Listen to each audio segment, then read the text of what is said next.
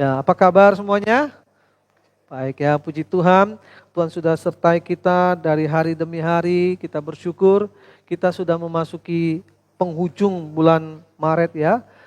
Bulan depan kita sudah merayakan Paskah dan Jumat Agung. Saya merasa waktu berjalan begitu cepat ya. Biarlah kita juga semakin cepat untuk menangkap hati Tuhan dan juga mengikuti rencana Tuhan dan juga melayani Tuhan dengan sungguh-sungguh. Nah, saudara yang dikasih Tuhan, tema firman Tuhan kita hari ini adalah persembahan yang harum. Biarlah kita juga boleh menjadi persembahan yang harum dan memberikan hidup kita kepada Tuhan. Kita akan baca satu ayat firman Tuhan dari Filipi pasal yang keempat ayat 18. Kita akan baca bersama-sama Filipi 4 ya. Ayat 18, 1, 2, 3. Aku telah menerima segala sesuatu dan aku berkelimpahan. Aku telah penuh dengan penerimaan dari Epafroditus yang kamu kirimkan. Suatu persembahan yang harum, suatu korban yang disukai dan berkenan kepada Allah. Saudara yang dikasih Tuhan, waktu kita bicara tentang persembahan, hidup orang percaya itu adalah hidup yang tidak lepas daripada hidup yang mempersembahkan diri. Bagi orang Kristen, saudara, persembahan bukan hanya bicara memberi materi. Bagi orang Kristen, persembahan bukan hanya bicara memberikan sesuatu kepada Tuhan. Tapi bicara tentang persembahan, persembahan adalah sebuah bentuk ibadah kita kepada Tuhan. Persembahan adalah rasa syukur kita kepada Tuhan. Kalau kita perhatikan di dalam Alkitab, saudara, ya, dari Perjanjian Lama sampai Perjanjian Baru, kita melihat bahwa semua tokoh-tokoh Alkitab mereka selalu mempersembahkan sesuatu kepada Tuhan. Mereka selalu memberikan korban kepada Tuhan. Kita melihat Abraham, dimanapun Abraham berada, Abraham selalu membangun mezbah. Dan di atas mezbah itu, Abraham selalu mempersembahkan sesuatu yang terbaik untuk Tuhan. Korban bakaran yang menyenangkan hati Tuhan. Bahkan di dalam konsep persembahan di dalam Perjanjian Baru, Paulus berkata dalam Roma pasal yang ke-12, persembahkanlah tubuhmu sebagai persembahan yang kudus dan berkenan kepada Tuhan. Artinya apa? Artinya sebagai orang percaya, hidup kita dengan persembahan itu adalah hidup yang tidak dapat dipisahkan. Dimanapun kita berada, Tuhan menginginkan kita menjadi persembahan yang harum bagi kemuliaan namanya. Tetapi saudara, Alkitab juga memberi kita contoh bahwa di dalam hidup ini ada juga persembahan orang yang percaya tapi tidak berkenan kepada Tuhan. Kalau saudara perhatikan di dalam Kejadian pasal 4 ya, kisah tentang Kain dan Habel. Dikatakan ada dua orang yang memberikan persembahan kepada Tuhan. Tapi yang satu diterima oleh Tuhan, tapi yang satu ditolak oleh Tuhan. Persoalannya ada di mana? Persoalannya adalah yang satu persembahannya menyenangkan hati Tuhan dan yang satu tidak menyenangkan hati Tuhan. Karena itu saudara, di dalam Filipi pasal 4 ayat 18, Paulus mengingatkan kepada jemaat Korintus. Dan Paulus memberikan pujian kepada mereka. Bahwa apa yang mereka dilakukan kepada Tuhan dalam pelayanan, itu seperti sebuah persembahan yang harum. Korban yang disukai dan berkenan kepada Tuhan. Kalau kita bicara tentang harum, harum itu sesuatu yang wangi ya, yang enak. Waktu saudara masak dan waktu masakan itu mengeluarkan bau gitu ya, baunya harum, kita belum makan kita sudah enak menikmatinya.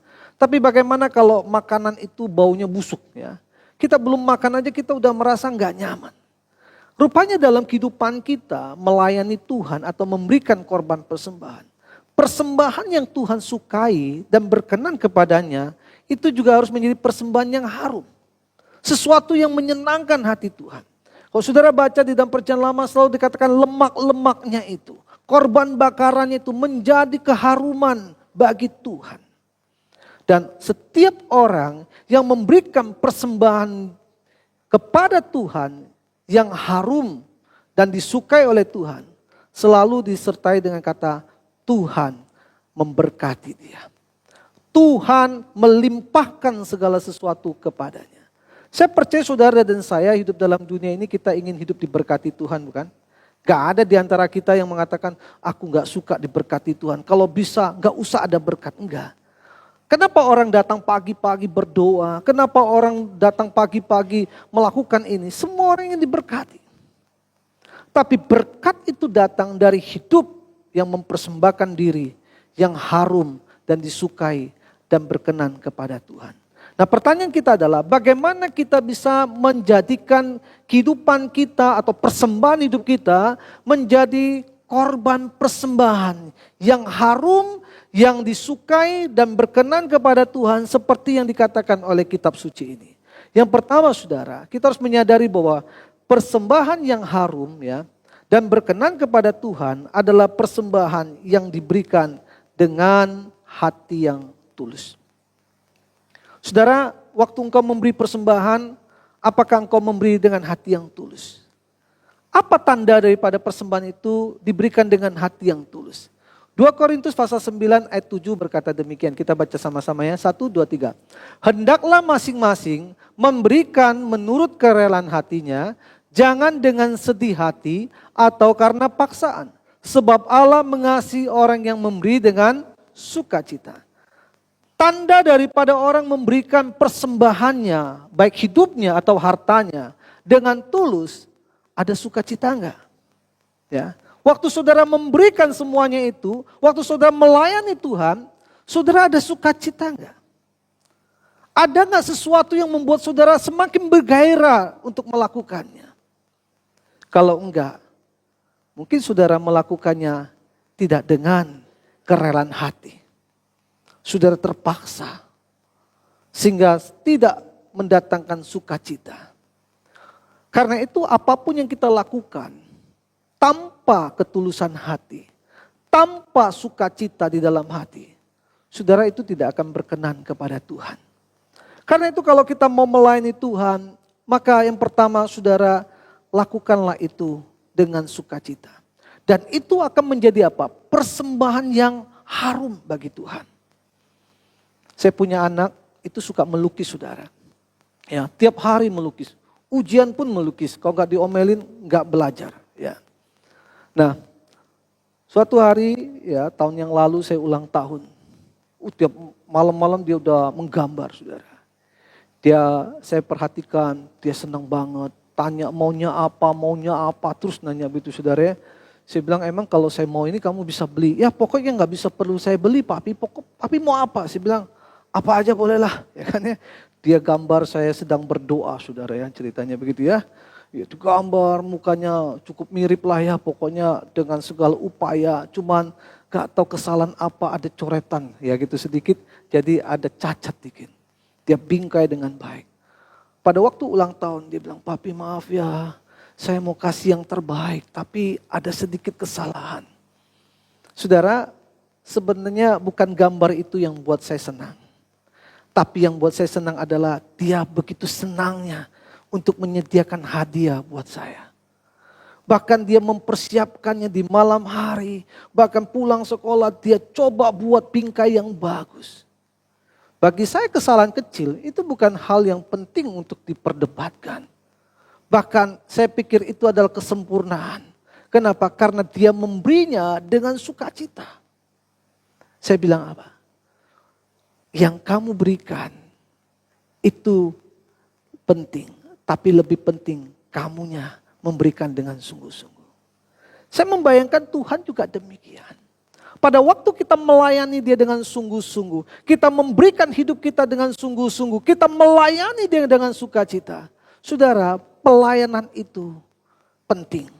Tapi lebih penting orang yang melayaninya. Semua hal yang kita kerjakan dengan sukacita. Pasti menyenangkan hati Tuhan. Karena itu Alkitab bilang, persembahan yang berkenan kepada Tuhan jangan sampai ada rasa terpaksa. Tapi harus dilakukan dengan kerelaan hati, dengan sukacita. Tapi begitu banyak orang hari-hari ini merasa memberi persembahan, melayani Tuhan, suatu paksaan. Saya pernah membesuki orang ya saudara, untung bukan jemaat kita yang berkata demikian. Jadi dia tinggal di rumah saudaranya. Saudaranya jemaat orang lain. Pada waktu saya besuk dia bilang gini, Pak Pendeta saya mau tanya. Kenapa sih di gereja saya itu selalu bicara tentang persembahan. Dan persembahannya itu 2 kali lagi. Saya merasa terganggu dengan persembahan yang ada di gereja. Apakah gereja harus menjalankan persembahan? Saya bilang di gereja saya ada persembahan, bahkan ada kantong persembahannya. Karena persembahan itu adalah suatu ibadah. Persembahan itu adalah anugerah. Bahkan orang Yahudi ingin sekali memberi persembahan sebagai bentuk ucapan syukur. Dan orang yang memberi harus dengan sukacita pasti mendatangkan berkat. Bahkan saya bilang kalau pendeta tidak mengajarkan jemaatnya untuk memberikan korban persembahan kepada Tuhan, berarti dia tidak menjalankan firman itu dengan baik. Kita tidak boleh mata duitan, kita tidak boleh menggunakan uang sembarangan. Tapi memberi persembahan itu merupakan anugerah Tuhan, ibadah kita kepada Tuhan. Apalagi kalau kita lakukan dengan sukacita. Saya tidak pernah melihat orang yang memberi persembahan kepada Tuhan dengan sukacita, Tuhan tidak memberkati dia. Tuhan selalu memberkati dia. Saya merintis tahun ini 14 tahun di Polres. Saya memperhatikan orang-orang yang setia, melayani Tuhan. Memberi yang terbaik, baik hidupnya, waktunya, maupun uangnya kepada Tuhan. Tuhan selalu bawa mereka naik, gak pernah turun. Bukan saya suka teologi kemakmuran, tapi saya perhatikan janji Tuhan selalu iya dan amin. Termasuk hidup saya. Saya melihat Tuhan membawa saya semakin naik, tidak turun. Kenapa? Karena saya tahu berkat Tuhan itu iya dan pasti. Waktu kita melayani dengan sukacita, mungkin bagi manusia gak ada untungnya. Tapi dalam hidup kita selalu Allah menyertai kita. Karena itu saudaraku yang dikasihi Tuhan, mari kita belajar untuk mempersembahkan hidup kita, termasuk harta kita, waktu kita dengan sukacita. Itu akan menjadi sebuah persembahan yang harum di hadapan Tuhan. Yang kedua saudara, bicara tentang persembahan yang harum itu seperti apa? Yang kedua adalah persembahan yang harum itu adalah persembahan yang kita berikan dengan kasih. Ingat tentang persembahan janda miskin. Kalau melihat jumlahnya, persembahan yang diberikan sangat sedikit sekali. Bahkan mungkin hanya memberi makanan untuk dia hari itu dan dia gak punya apa-apa lagi. Dibandingkan dengan orang kaya yang memberi begitu banyak. Sehingga di dalam Lukas pasal 21 diceritakan bahwa waktu janda miskin ini memberi, ada orang mengkritik. Sedikit sekali kamu memberikan persembahan itu. Tapi jawaban Tuhan luar biasa. Tuhan berkata, janda ini memberi lebih banyak dari semua orang yang memberi. Kenapa? Karena ia memberi dari kekurangannya. Seharusnya dia gak perlu memberi. Karena dia kurang. Tapi karena ia mengasihi Tuhan, dikatakan apa? Dia memberi dari kekurangannya. Ia memberi dari keterbatasannya. Karena ia mencintai Tuhan. Saudaraku yang dikasihi Tuhan, pemberian itu menjadi berarti pada waktu pemberian itu keluar dari hati mengasihi Tuhan. Orang yang mengasihi Tuhan tidak akan mempertanyakan penting atau tidak penting untuk pekerjaan Tuhan. Bagi dia, semua pekerjaan Tuhan adalah penting. Memberikan persembahan kepada Tuhan adalah penting. Dia tidak akan pernah bertanya, dipakai untuk apa dan bagaimana pengelolaannya. Bagi dia, waktu dia beribadah, Tuhan harus disenangkan dengan apa yang kupunya. Kalau kita mengasihi orang yang kita cintai, kita gak pernah bertanyakan penting gak beli buat dia, ya kan?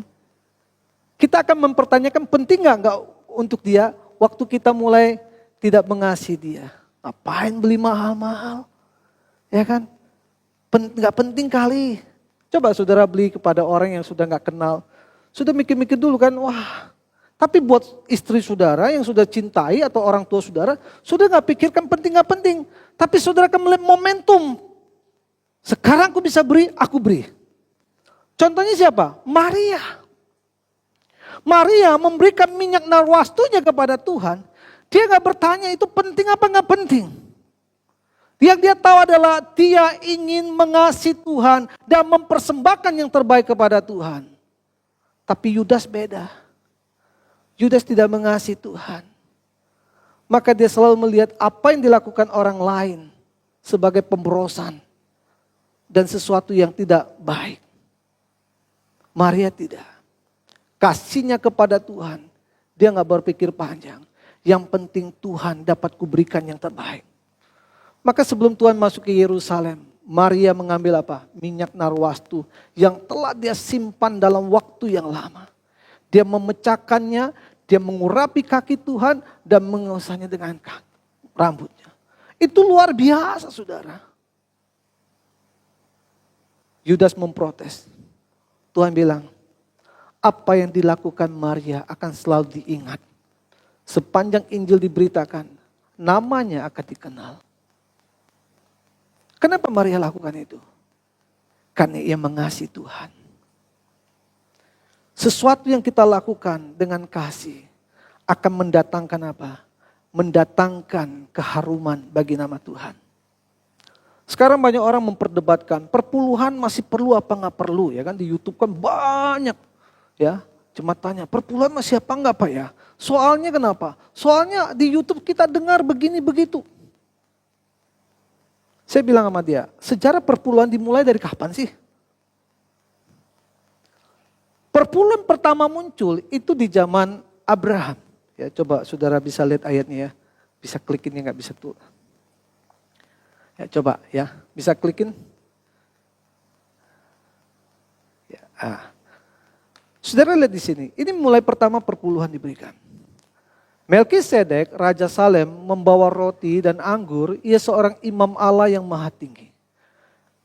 Lalu ia memberkati Abram dan katanya, diberkatilah kiranya Abram oleh Allah yang maha tinggi, pencipta langit dan bumi. Dan terpujilah Allah yang maha tinggi yang telah menyerahkan musuhnya kepada tangan.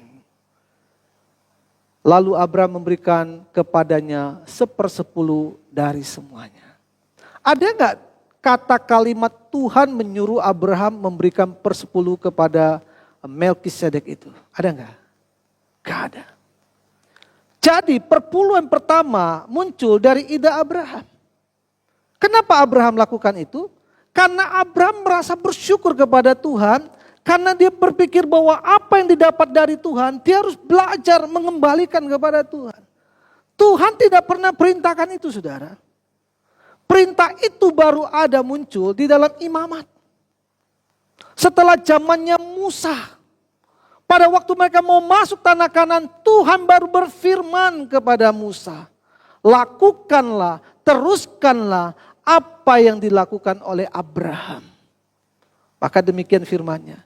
Demikianlah segala persembahan perpuluhan dari tanah, baik dari benih tanah maupun dari buah pohon adalah milik Tuhan. Itulah persembahan yang kudus bagi Tuhan, ya. Persembahan perpuluhan baru ada. Perintah Tuhan kepada Musa. Maka orang bertanya kepada saya, perlu apa enggak perlu? Sebenarnya kalau kamu mengasihi Tuhan, tidak perlu tanya perlu apa enggak perlu. Abraham tidak tanya Tuhan, dia memberi. Dan Tuhan melihat sebagai sebuah perkenanan kepada Tuhan. Maka Tuhan berkati Abraham luar biasa. Semua bangsa-bangsa lahir pada zaman Abraham sudah enggak ada. Tapi Israel sampai hari ini dipelihara oleh Tuhan. Apakah karena Israel baik? Enggak. Karena janji Tuhan kepada Abraham. Keturunanmu tidak akan pernah berkesudahan sampai akhir zaman. Bangsa Amalek udah gak ada. Bangsa Moab sudah tidak ada. Tapi bangsa Israel tetap ada. Apakah karena Israel? Bukan. Karena janji Tuhan kepada Abraham. Bahwa tidak akan pernah berkesudahan bangsa itu sampai Tuhan datang kedua kalinya. Saudaraku, ini orang yang mengasihi Tuhan. Orang yang mengasihi Tuhan tidak akan pernah bertanya, penting apa gak penting? Suatu hari ada orang tanya sama saya, Pak, mama saya itu kan umur sudah 80 tahun. Dia datang dari Cungkok. Dia sering ngomong tentang mau ke Cungkok. Tapi aku lihat kesehatannya kayaknya gak gitu memadai. Penting gak ya Pak? Dia pergi ke Cungkok, ditanya saya begitu saudara. Kalau kamu mengasihi mamamu dan kamu punya kemampuan, buat kamu penting gak penting itu apa? Uangnya terbuang sia-sia bukan? nanti mama gak bisa nikmati bukan? Buat mama itu bukan masalah nikmati, dia pengen lihat kampung halamannya. Kalau kamu mengasihi, jangan tanya penting atau tidak penting. Bawa dia pergi ke sana. Temani dia, walaupun cuma 3 hari. Kita ingin membanggakan dia. Demikian juga dengan Tuhan. Saya setiap bulan memberi kirim uang buat mama saya. Kalau tanya penting gak penting, mama saya sudah ada yang memelihara. Koko saya menafkahi dia. Kalau bicara tentang saya tetap kurang. Tapi saya sama semua udah komitmen. Kita memberi uang kepada orang tua kita bukan masalah penting atau tidak penting. Itu bentuk kasih kita kepada mereka. Mereka pakai gak pakai itu urusan mereka. Tapi urusan kita adalah mengasihi dia selama dia masih ada di dalam dunia ini. Kalau dia udah meninggal, nangis percuma, gak ada artinya. Dia sudah pergi di tempat di mana Tuhan sudah sediakan tempat bagi dia. Sama dengan Tuhan, saudara. Kalau kita mengasihi dia, maka kita akan memberi yang terbaik untuk dia. Tanpa kita memikirkan penting atau tidak penting. Yang terpenting adalah Tuhan merasakan kasihku kepadanya. Seperti ia mengasihi hidupku. Buat saya pelayanan, gak mau banyak mikir. Pikiran saya cuma satu. Selama Tuhan masih kasih saya nafas. Nafas itu harus saya pakai untuk memikirkan pekerjaannya. Walaupun itu susah. Yang ketiga saudara. Persembahan harumnya seperti apa? Persembahan harum ada persembahan yang mengutamakan Tuhan. Ya. Kalau kita lihat kisah tentang Kain dan Habel ya. Tadi kita sudah bahas. Kenapa persembahan Kain tidak diterima Tuhan? Persembahan Habel diterima oleh Tuhan. Coba saudara perhatikan di dalam ayat firman Tuhan ini. Kejadian 4 ayat 3 sampai 5. Dikatakan begini. Setelah beberapa waktu lamanya maka Kain mempersembahkan sebagian hasil tanah. Itu kepada Tuhan sebagai korban persembahan. Habel juga mempersembahkan korban persembahan dari anak sulung kambing dombanya. Yakni lemak-lemaknya, maka Tuhan ya, mengindahkan Habel dan korban persembahannya. Pertama Tuhan suka berkenan kepada Habelnya, baru setelah itu persembahannya ya. Enggak dibilang Tuhan suka dulu dengan persembahannya, tapi Habelnya. Setelah itu persembahannya. Tetapi Kain dan korban persembahannya tidak diindahkannya. Lalu hati Kain sangat panas dan mukanya muram. Kalau sudah perhatikan di sini, problemnya di mana? Ada orang buat bercanda. Mungkin Tuhan lebih suka makanan daging daripada makanan vegetarian. Ya kan? Emang Tuhan suka makan daging? Enggak ya. Tuhan tidak perlu makanan-makanan yang sifatnya mau tumbuh-tumbuhan, buah-buahan. Tuhan tidak butuh itu saudara. Tuhan ciptakan itu semua untuk manusia. Jadi problemnya bukan masalah bentuk persembahannya. Tapi di mana problemnya? Ada penafsir mengatakan begini. Setelah beberapa waktu lamanya, sebenarnya Kain itu sudah panen hasil. Tapi dia tidak memberikan persembahannya. Tapi setelah Habel ya panen hasil ternaknya. Dan Habel dengan begitu sukacita, dia begitu ingin memberi yang terbaik dulu kepada Tuhan. Maka Kain pun ikut-ikutan lakukan. Dan kalau kita lihat dari semuanya ini, persembahan Habel adalah anak sulung. Berarti apa? Hasil pertama. Kambing dombanya. Dan di situ dikatakan banyak lemaknya. Artinya apa? Yang gemuk-gemuk. Dia kasih kepada Tuhan. Kalau kurus mana ada lemaknya? Benar gak? Karena ada banyak lemaknya berarti dia cari yang terbaik. Dia korbankan kepada Tuhan. Dia berikan kepada Tuhan karena dia menganggap Tuhan yang terutama. Dan Tuhan lihat niat hatinya begitu luar biasa. Maka dikatakan Tuhan suka dengan Habel. Maka dia suka juga apa yang diberikan oleh Habel. Ilustrasi gampang. Waktu saudara masak tunyu misalnya, ya kan? Gampangnya kita suka makan tunyu, ya kan? Saudara masak, harumnya begitu luar biasa. Lalu saudara ambil yang pertama, saudara taruh di mangkuk, buru-buru saudara bawa kepada mama atau papa. "Pa, ma, ini buat mama papa." Senang gak mama papa? Senang. Kamu yang masak, kamu makan dulu. Enggak boleh, mama papa dulu makan. Dengan saudara masak, sudah makan, udah sisa. Gak habis nih, antar ke mama papa. Sama kan tunjuk. Tapi mama papa responnya seperti apa? Ini anak mau ciu pun nggak gitu. Gak habis kasih aku.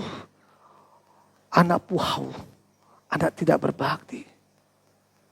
Kita mungkin memberi persembahan tapi bukan yang terutama. Makanya perpuluhan saya selalu bilang, sekarang kita bayar dulu perpuluhan kepada Tuhan. Apa yang terbaik kasih dulu, sisanya baru kita pakai.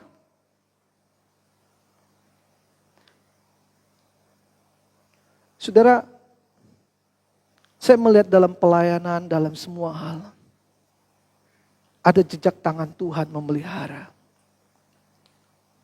Maka belajarlah, utamakan Tuhan lebih dulu. Jangan sisa. Kalau sisa, apapun yang kita berikan, semuanya menjadi sia-sia. Habel disukai Tuhan. Ingat ya, bukan karena kambing dombanya. Tuhan gak butuh kambing domba. Tapi Tuhan lihat hati Habel luar biasa. Memperlakukan Tuhan begitu istimewa. Maka dikatakan Tuhan mengindahkan Habel dan korban persembahannya. Beda dengan Kain. Maka cerita ini langsung saya ingat kembali rentetannya dengan siapa? Ananias Safira. Di dalam perjanjian baru dikatakan Ananias Safira melihat ada banyak orang memberi korban persembahan, jual tanah. Wah, kalau gitu kita juga perlulah cari nama, ya kan? Dia jual tanahnya, dia kasih. Bukan karena uangnya yang dikasih kurang, yang Tuhan marah. Tapi niat hatinya bukan untuk Tuhan. Dia lakukan demi namanya. Maka dia mati sia-sia dari semua yang diberikan. Utamakan Tuhan. Walaupun orang gak tahu, tapi Tuhan tahu kita. Makanya persembahan dikatakan kalau tangan kanan memberi, jangan diketahui tangan kiri. Yang penting kamu tahu bagaimana menyayangi Tuhan.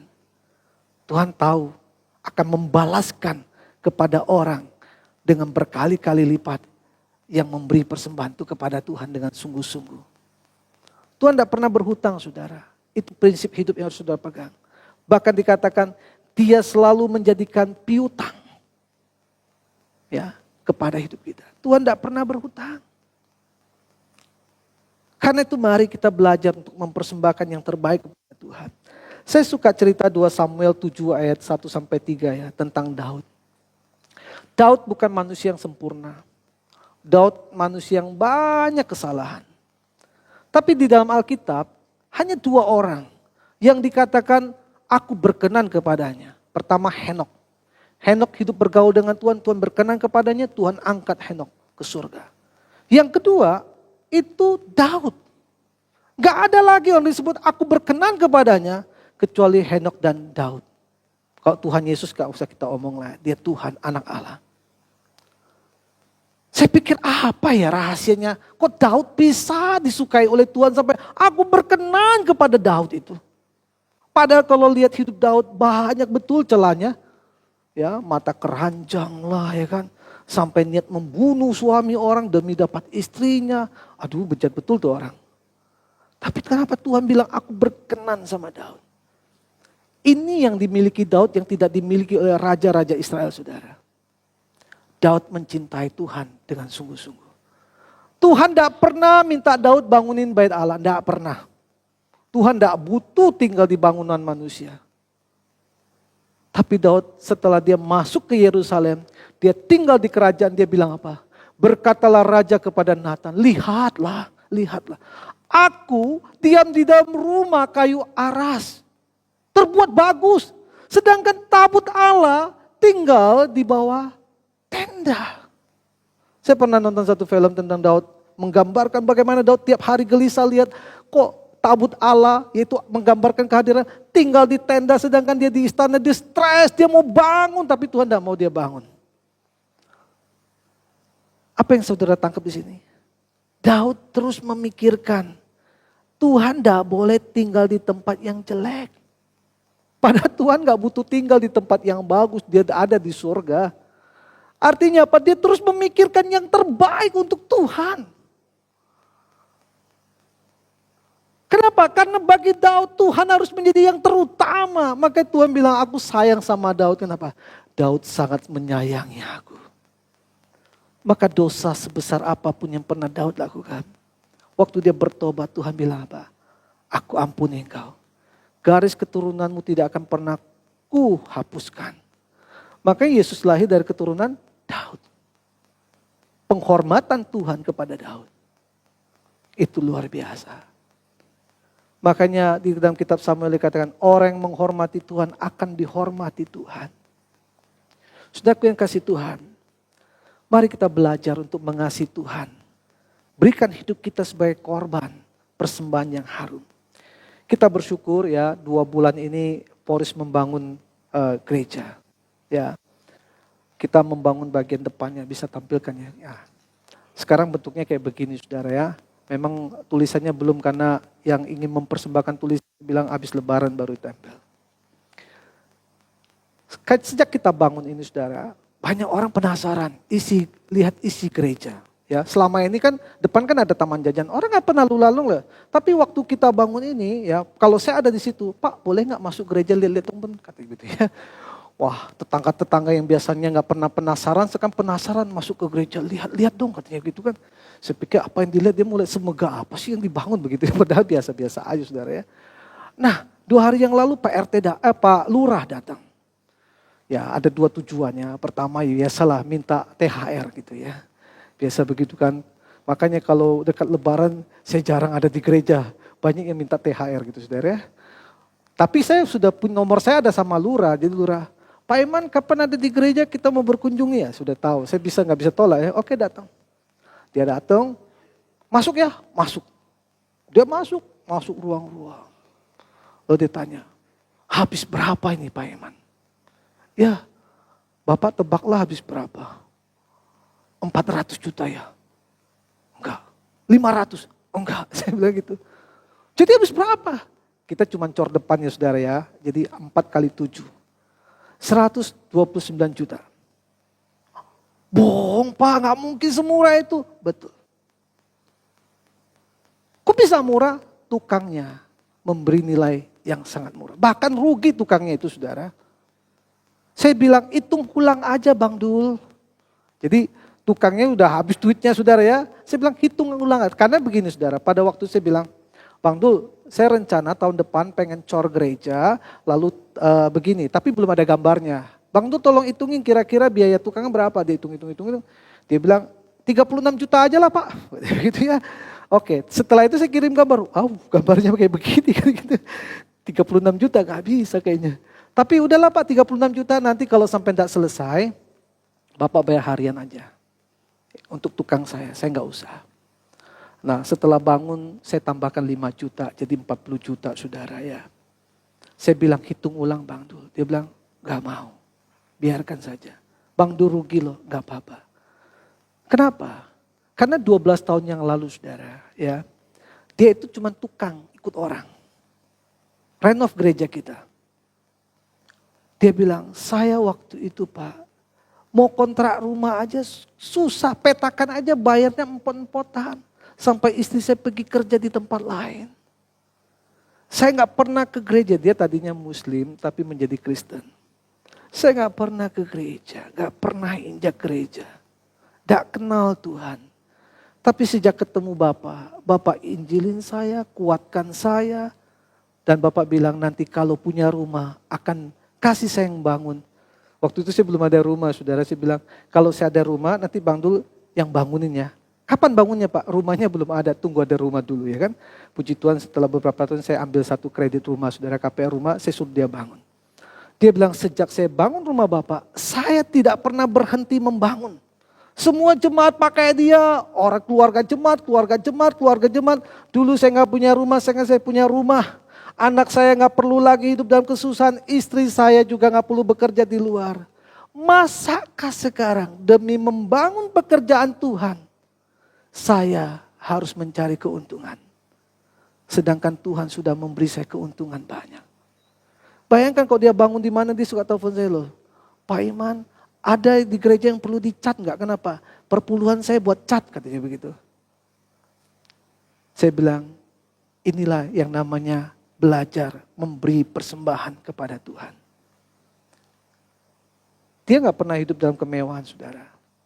Saya bilang, saya bersyukur bisa kenal kamu. Kalau dia bisa berubah, kita juga bisa berubah. Hidup kita singkat. Saya selalu berkata begini, selama hidup yang singkat ini, mari kita berusaha memberi yang terbaik untuk Tuhan. Dari apa yang bisa kita kerjakan. Kalau Tuhan tetapkan kita di GKK ini kita bangun untuk pekerjaan Tuhan. Karena itu saudara, bicara persembahan yang harum itu apa ya? Yang pertama saudara, persembahan yang harum bukan bicara tentang materi, tapi bicara tentang hati yang tulus. Kasih yang melimpah dan hidup yang mengutamakan Tuhan. Maukah kita memiliki hati itu? Kalau kita punya hati itu, Tuhan akan berkata, aku berkenan kepada persembahanmu. Persembahanmu adalah persembahan yang harum, disukai dan berkenan kepada Tuhan. Kalau Tuhan udah berkenan kepada kita, sudah gak perlu tanya, Tuhan kapan aku diberkati? Berkat itu datang menyertai orang yang berkenan kepada Tuhan. Maka Tuhan Yesus bilang, carilah dahulu kerajaan Allah dan kebenarannya. Yang ditambahkan tidak perlu kita cari. Itu diberikan Tuhan kepada mereka yang berkenan kepada Tuhan. Mari kita berdoa. Tuhan, kami sungguh mengucap syukur.